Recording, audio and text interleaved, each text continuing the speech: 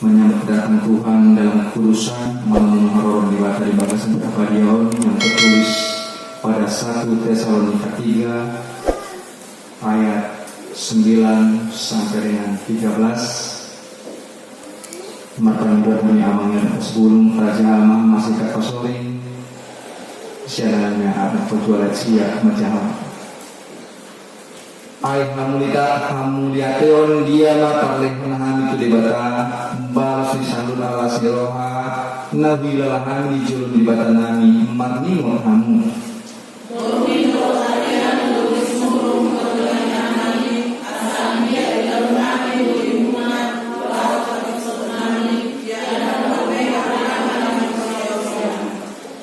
alai di batang mata sendiri waktu kata Yesus maka guru sholat kanan itu hamu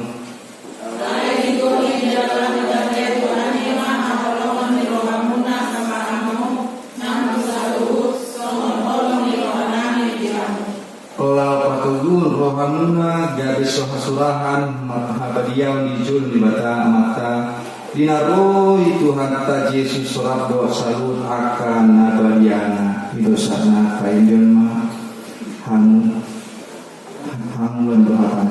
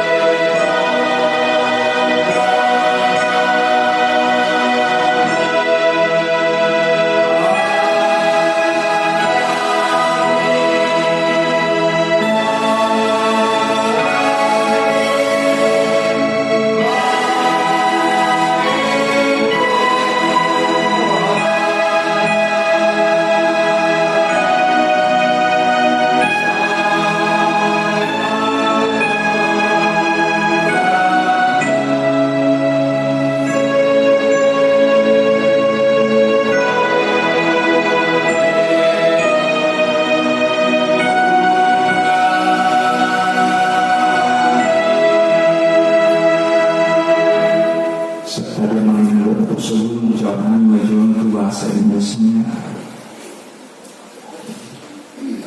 firman Tuhan pada saat hari ini tertulis 1 Tesalonika 3 ayat 9 sampai 13 berbunyi demikian. Sebab ucapan syukur apakah yang dapat kami persembahkan kepada Allah atas segala sukacita yang kami peroleh karena kamu di hadapan Allah kita. Siang malam kami berdoa sungguh-sungguh supaya kita bertemu muka dengan muka dan menambahkan apa yang masih kurang pada iman. Kiranya Dia, Allah dan Bapa kita dan Yesus Tuhan kita membuka kami jalan kepadamu, dan kiranya Tuhan menjadikan kamu bertambah-tambah dan berkelimpahan dalam kasih seorang terhadap yang lain dan terhadap semua orang, sama seperti kami juga mengasihi kamu. Kiranya Dia menguatkan hatimu supaya tak bercacat dan kudus di hadapan Allah dan Bapa kita pada waktu kedatangan Yesus Tuhan kita dengan semua orang kudusnya. Salut. Bapak Ibu jemaat yang terkasih dalam Tuhan kita Yesus Kristus, kita memasuki akad yang pertama. Begitu sukacita kita masuk ke gereja ini, begitu indah gereja ini, begitu terangnya gereja ini. Coba kita lihat kanan kiri kita, begitu dipermuliakan Tuhan saat ini. Kita menyambut Advent pertama, menyambut kedatangan Tuhan dalam kekudusan. Iman panggilan Tuhan tentu kita mengurung kita di bagasan abadiau kekudusan. Itu menjadi topik tema kita hari ini, manumunumu Haroron Dibata di bagasan abadiau. Begitu juga jemaat Tesalonika, ketika kabar baik ini datang kepada mereka, Rasul Paulus mendengar berita ini dari Timotius. yang membawakan kabar berita tersebut dengan penuh sukacita. Padahal kalau kita lihat sejarah perjalanannya, bagaimana Rasul Paulus memberitakan kebenaran firman Tuhan, baik terjadi penolakan-penolakan, bahkan hinaan dan cacian, bahkan dia diusir dari jemaat Tesalonika tersebut. Mungkin umurnya tidak begitu panjang untuk melayani jemaat yang ada di Tesalonika. Bahkan hanya 3 hari Sabat dia melayani. Tapi yang mau dipetik dari peristiwa tersebut adalah kegigihan, keteguhan iman jemaat Tesalonika. Itulah menjadi acuan kita. Bagaimana kita meneladani jemaat-jemaat yang ada di Tesalonika. Mereka ditinggalkan oleh Rasul Paulus, tetapi mereka bertumbuh imannya, mengubah persyaratan. Kenapa tadi? Dia betul-betul meyakini bahwasanya ada nanti juru selamat akan membawa mereka bersama-sama kepada kehidupan yang kekal. Amin. Itu yang diimani mereka. Mereka mempunyai komitmen untuk hal itu. Bagaimana dengan kita? Pengabdian kita dalam hidup kita saat ini, ada kita berkomitmen seperti demikian? Walaupun notabene saat ini banyak gereja-gereja ditinggalkan oleh klien-kliennya, bagaimana jemaat itu bisa bertumbuh? Hati kita yang berbicara dan mamere pagitana, dan mamere situan, dan mamere isi berhaladuna. Hati kita berbicara, aku mau mengikut Tuhan, bukan mengikut hamba. Hati kita berbicara, Tuhan membawa kita pada keselamatan. Padahal orang tunjuk adalah jembatan. Bagaimana?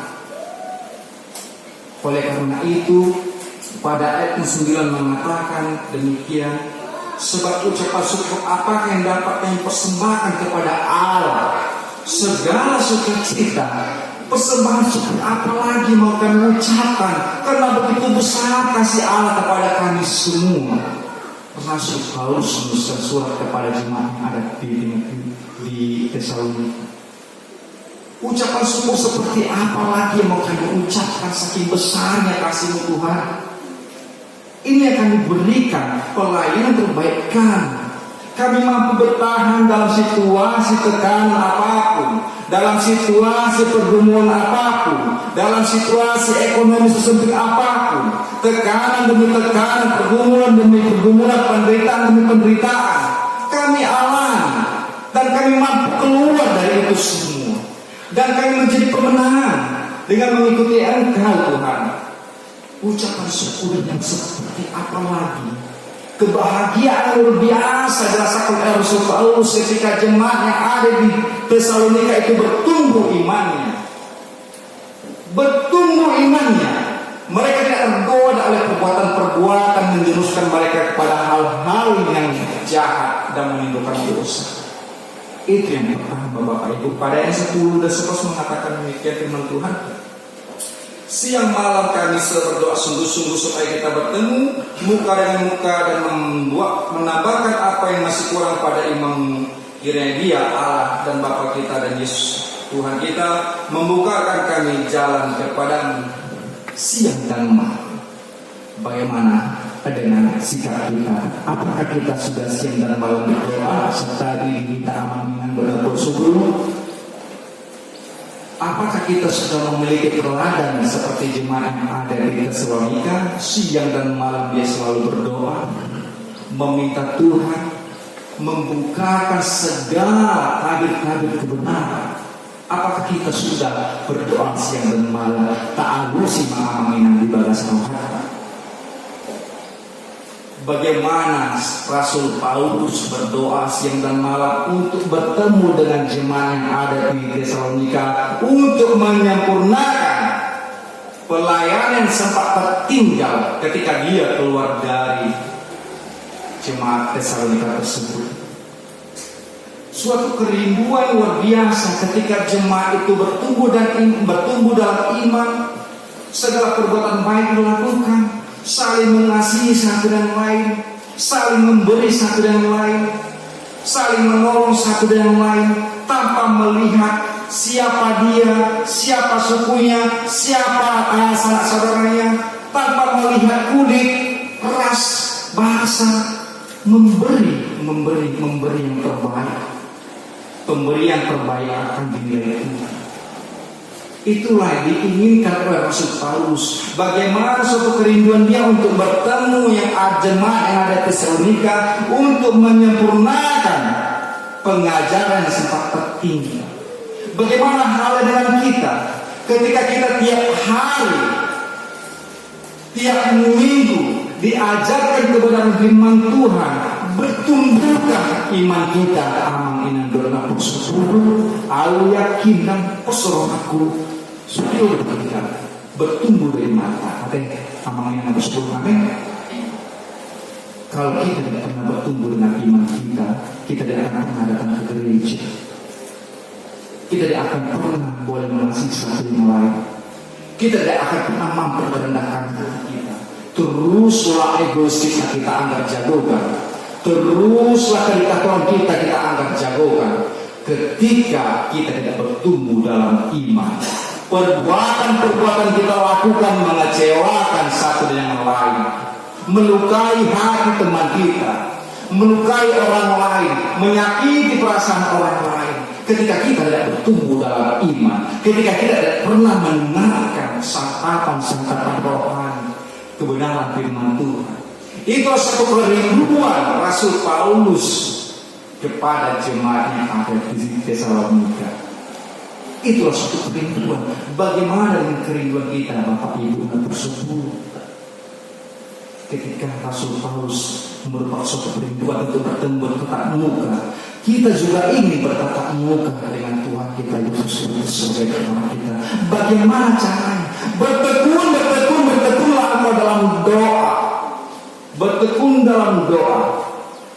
Tuhan katakan itu, bertekun dalam doa. Bersabar dalam kesesakan, bersukacita dalam kemarahan. Itu Tuhan inginkan kepada kita.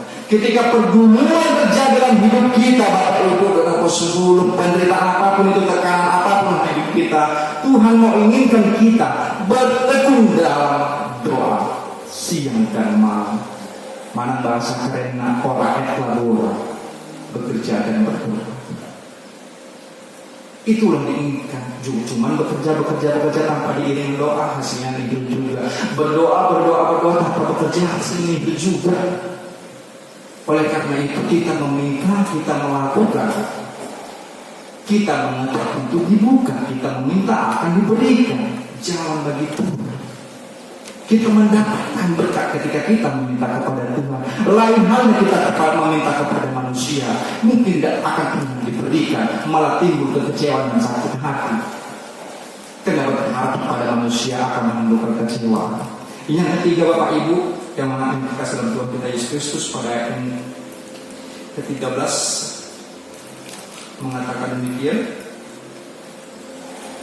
Kiranya Dia menguatkan hatimu supaya tak bercacat dan kudus di hadapan Allah dan Bapa kita pada waktu kedatangan Yesus Tuhan kita dengan semua orang kudusnya. Ketika kita diperhadapkan dengan namanya, hidup tak bercacat, hidup dengan kudus. Sukun mungkin dihilas dulu nanti aman dengan aku sebelum aman situ sudah hidup kudus belum?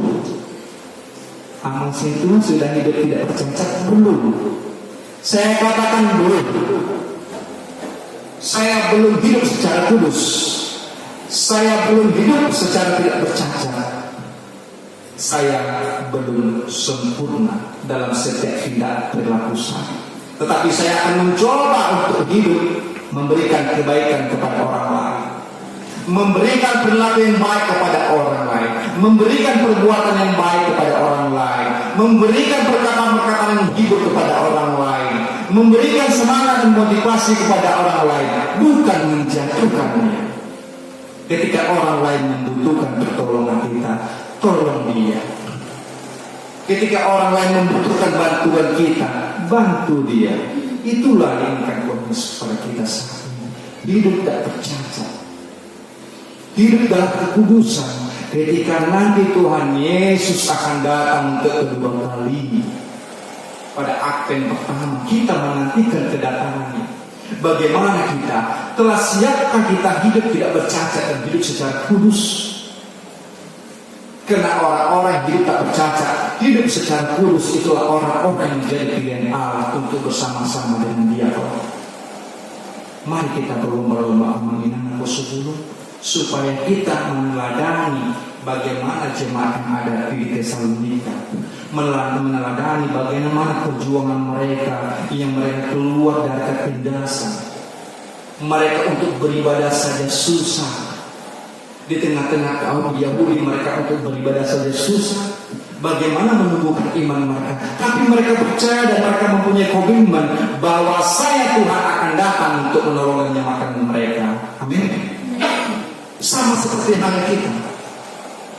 Tuhan akan datang untuk mengangkat dan memulihkan keadaan kita saat ini. Apalagi ada penerangan yang saat ini di tengah-tengah pergumulan. Tuhan akan angkat pergumulan ini sesuai dengan nama kita. Penerangan akan terang terjadi. Amin. Terang akan terjadi pada gereja kita. Tidak ada ketakutan, tidak ada kekhawatiran untuk kita aman-aman. Ketika kita bersama-sama melakukan yang terbaik kepada sesama kita.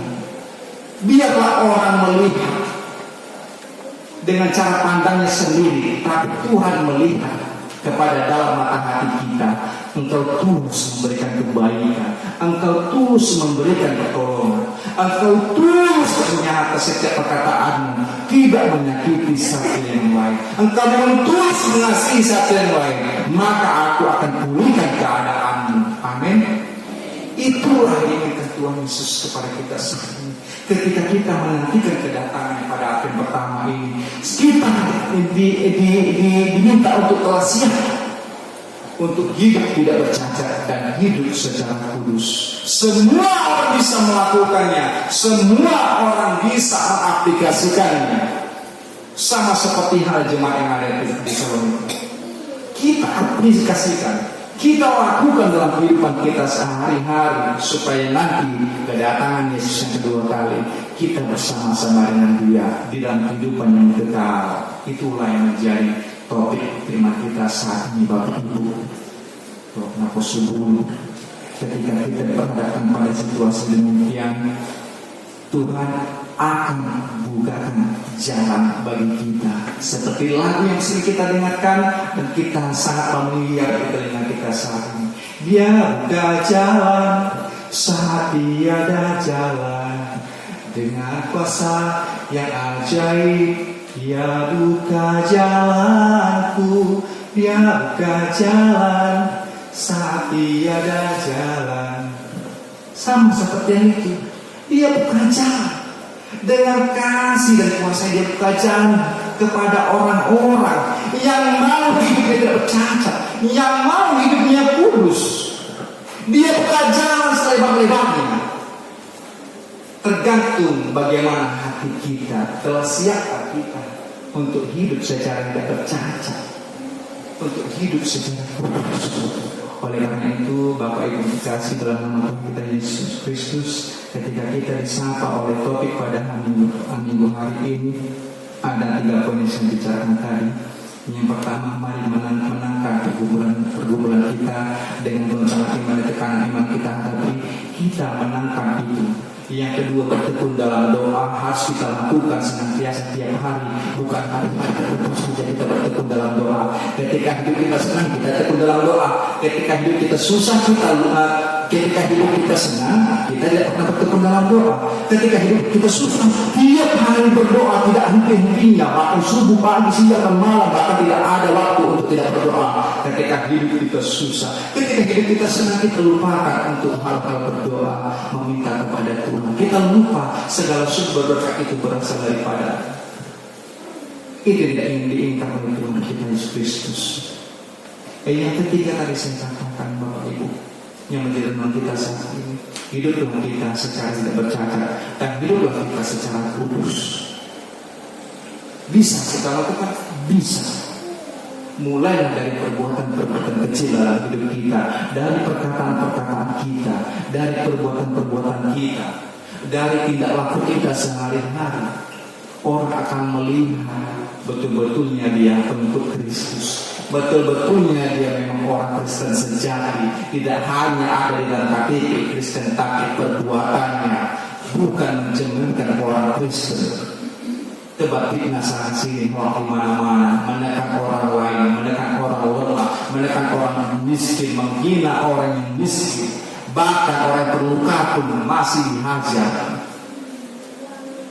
Itu yang diinginkan oleh Tuhan, agar kiranya Tuhan kita memberkati firman ini boleh memberikan kita suatu pemahaman kepada kita bahwasanya hidup tidak bercacat dan hidup kudus di hadapan Tuhan.